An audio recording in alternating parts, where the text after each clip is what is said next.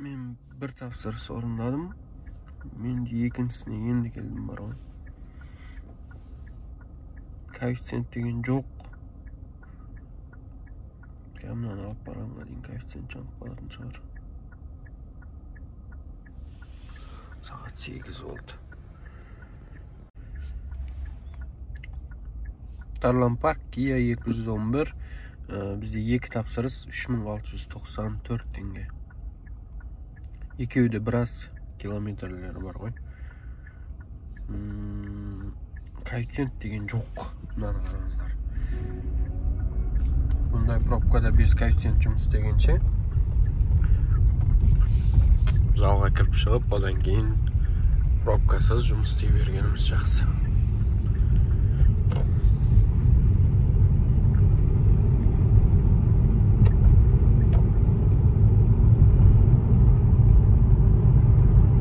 Жанармай құйып алуымыз керек.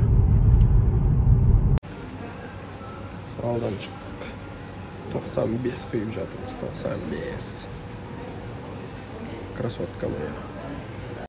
Ассалаумағалейкум достар, қазақша каналға қош келдіңіздер. Сіздермен бірге Мұрат. Достар, бүгін 27 ақпан.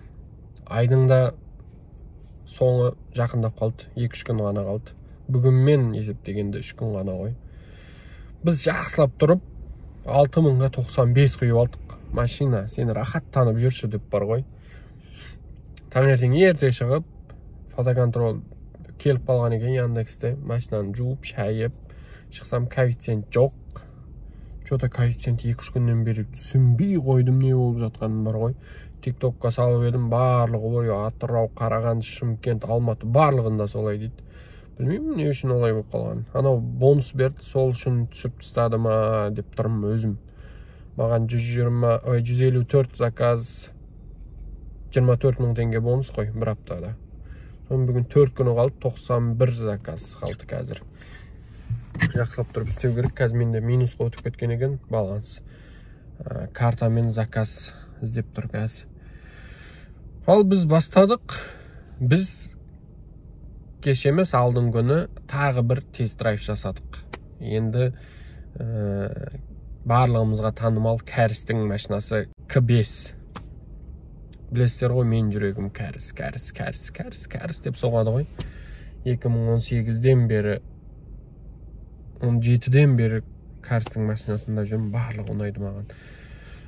Содан кейін кеше онда видео алып алдым. Менің ең бірінші алған машинам 2017-де сатып алған машинам механика. Сол машинаны көріп қалдым. Видеоға түсіріп алдым. Онда қоям. Біраздан кейін көріңіздер. Ал кеттік, біз жұмыс бастаймыз. Бізде 2 тапсырыс 3694 теңге. Коэффициент жоқ. Кептеліс деген страшно болып жатқаннан кейін мен келдім да залға кіріп, денені шынықтырып шықтым. Енді қосып қойдық. Газ түске дейін 1-2 жұмыс істейміз. Одан кейін түскі тамақ, түстен кейін тоқтамаймыз түнгі 11-12-ге дейін. Себебі бізде әлі алдымызда 91 тапсырыс бар. Кеттік. Заказ шынымен жоқ бар ғой. Мынау әрең дегенде түсті ғой. 5 минут 2 километр. Ойбай, сообщите, проблема деген керек жоқ маған. Маған заказ керек. Заказ беріңдер. 90 тапсырыс қалды. Ал сіздер заказ жоғында мынау тест-драйвты көріңіздер. Одан кейін кішкене айтып өтем. Kia тест-драйвта бар ма, жоқ па білмеймін. Негізі сатылымда жоқ дейді. Мынаны көреміз қазір. Онда китайский машиналар келіп жоқ болып кетеді. Бұрын сататын еді. Қазір осы машинаны айдаймыз, көреміз қалай екен. Қателеспесек, максимальный комплектациясында тек қана панорамасы жоқ екен. Қазір сұраймыз барлығын. Полный комплектация ма бұл? Бұл я полный комплектация. Панорама жоқ, я бірақ панорама жоқ. 2D5? 2.5, 8 ступка. 8 ступка, я? Панорама тоқ па сонда? Опциональный пакет қой бұларда. Зауыттан егер панорамамен жіберсем, онда 500 мың. Bunun бағасы қандай? Қозғаламыз? Иә.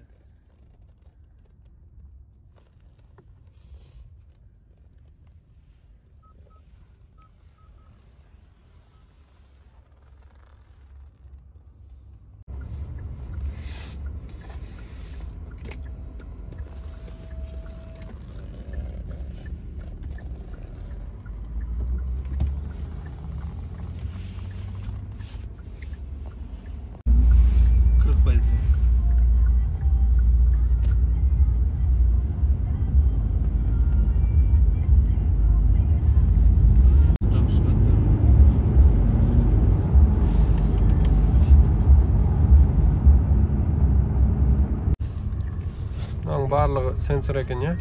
Кнопка жоқ екен, я? Иә, барлығы сенсор. Кнопка шетте ғана. Ол стекло бар.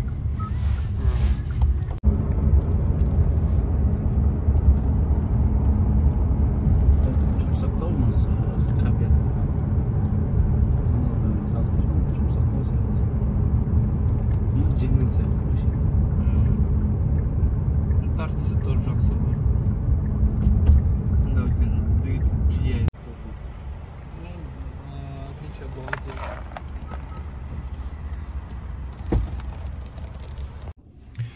Өздеріңіз көргендей, Kia K5 2.5 объемды қозғалтқыш және 8 сатылы қорап. 198 ат күшіне екен, ондай көп жанармай жемейді. О жесе 11, көп жесе қаланың ішінде 12 жейтін шығар. Даже 12 жемейді, себебі бұл жерде 8 сатылы машина қатты қиналмайды. Енді әрине сіз басып айдайтын болсаңыз, көп жейді. Бұл K5-те GDI мотор екен, 2.5. MPI-ға қарағанда жақсылау деп естігем. Енді өзім білмеймін, бәлкім жақсы шығар. Барлығы айтады, GDI деген жақсылау мотор дейді.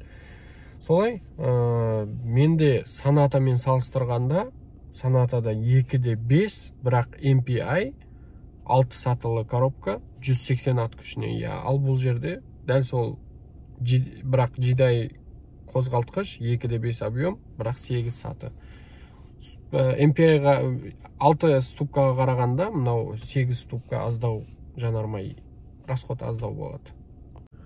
Ал бұның бағасы, нені панорамамен бірге есептегенде, панорамамен бірге алсаңыз, мен панорамасымен алмаймын, мен максимальнысын мінем десеңіз, 19 миллион 290, 19 миллион 390 теңге екен. Біз үшін кішкене қымбаттау, я?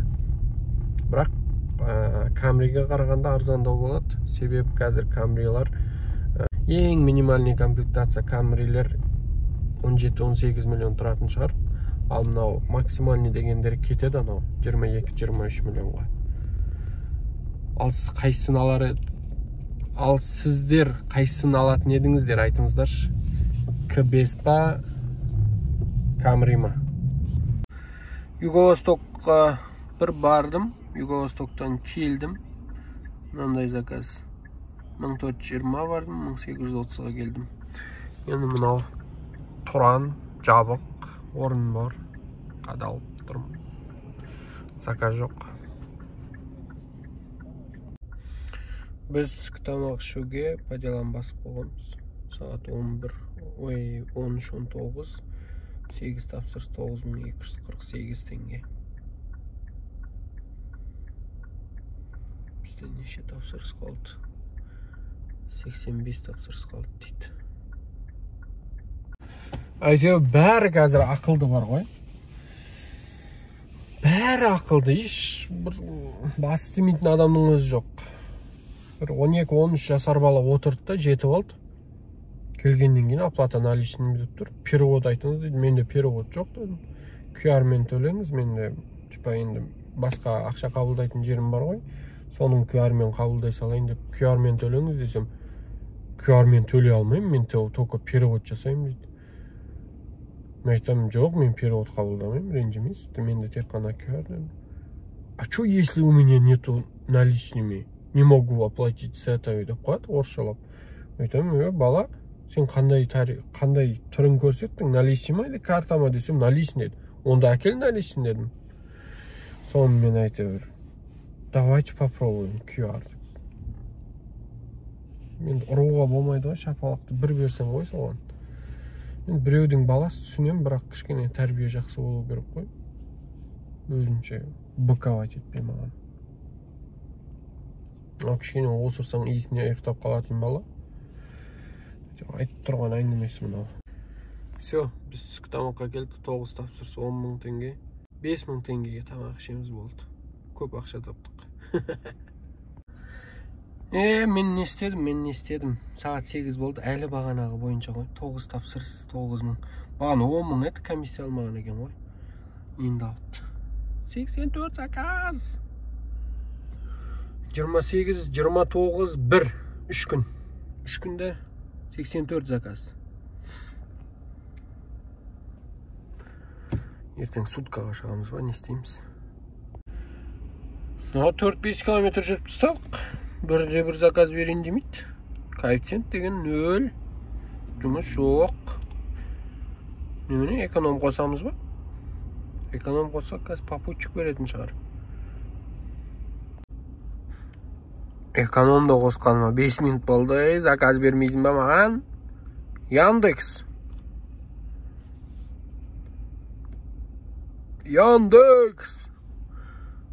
Заказ.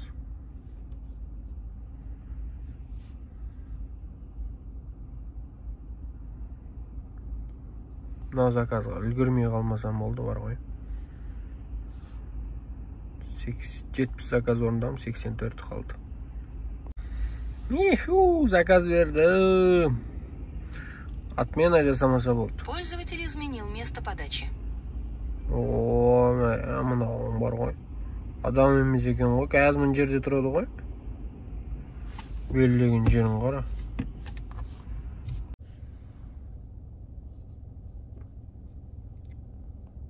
Отмена. Өкінішке орай бірде-бір заказ орындай алмадық. Себебі ан жерде жарты сағат отырдық. Бір ғана эконом түсті, ол да отмена болып кетті. Одан кейін біраз жүрдік, тағы 4-5 километр эконом, комфорт плюс барлығын қосып. Но берген бонусы бар ғой, бәле болды ғой. Бонус берді, заказ жоқ болып кетті ма, не болды? Сол үшін үйге кетіп қалдым. Ертең таңертең шығып, тағы жұмыс істейміз деп. Білмейміз енді, үлгереміз ба, үлгермейміз ба. Енді 2 сутка тоқтамай жұмыс істесек, негіз шығаруға болады. Тек қана экономмен жүру керек ол үшін. Экономның адамдарға мен шыдай алмай қалуым мүмкін. Мейлі достар, кешірім сұраймын барлықтарыңыздан, бір жақсы жұмыс көрсете алмадық. Аяқ астынан жұмыс шығып қалып, түскі тамақтан кейін сол жұмыстармен жүріп қалдық.